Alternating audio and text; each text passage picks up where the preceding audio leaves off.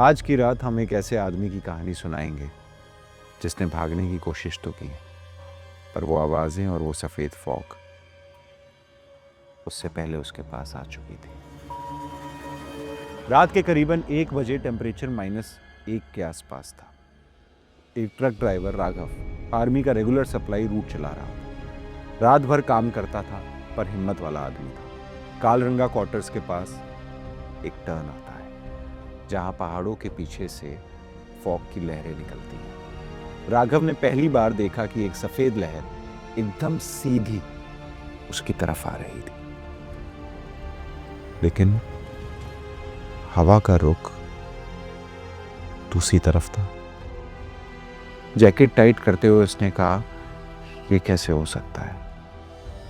उसकी ट्रक धीमे से बम्पर पर टकराई और अगले ही पल रोड, फिर हेडलाइट्स और फिर पूरा ट्रक फॉग से कवर हो चुका था।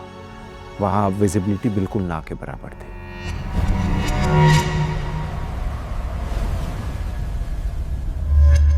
वहां की हवा में एक अजीब सा दबाव था, जैसे हवा नहीं, कोई चीज चल रही है। राघव ने रेडियो ऑन किया, सिर्फ स्टैटिक। 1 सेकंड के लिए उस स्टैटिक के बीच से किसी ने गहरी सांस लेते हुए कुछ कहा।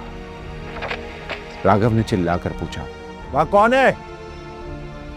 कोई जवाब नहीं, बस एक तेज शार्प मुक्का, जैसे कोई ट्रक की बॉडी पर हाथ मार रहा हो। राघव ने खिड़की से बाहर झांका। उस अंधेरी रात में उसे बाहर सब कुछ धुंधला सा दिखाई दे रहा था। फिर उसे वहां एक साया हिलता हुआ दिखाई देता है, घूमता हुआ, या शायद मार्च करता हुआ। राघव की धड़कनें तेज हो गई। अचानक से एक बर्फ सा जमा हुआ हाथ उसकी खिड़की पर टकराया। हाथ बिल्कुल सड़े हुए मांस जैसा, नाखून टूटे हुए। राघव की सांस फूल गई। उसने तुरंत चाबी घुमाई, ट्रक स्टार्ट किया, पर इंजन नहीं चला। खिड़की के बाहर उसने धुंधली रात में फिगर्स बनते हुए देखे। 3, 5, 8 परछाइयां, सारे के सारे सिर्फ सोल्जर्स। पुराने वुलन कोट्स, पुराने हेलमेट्स, पर सबसे अजीब बात, उनके पैर जमीन को छू ही नहीं रहे थे। वो हवा में मार्च कर रहे थे।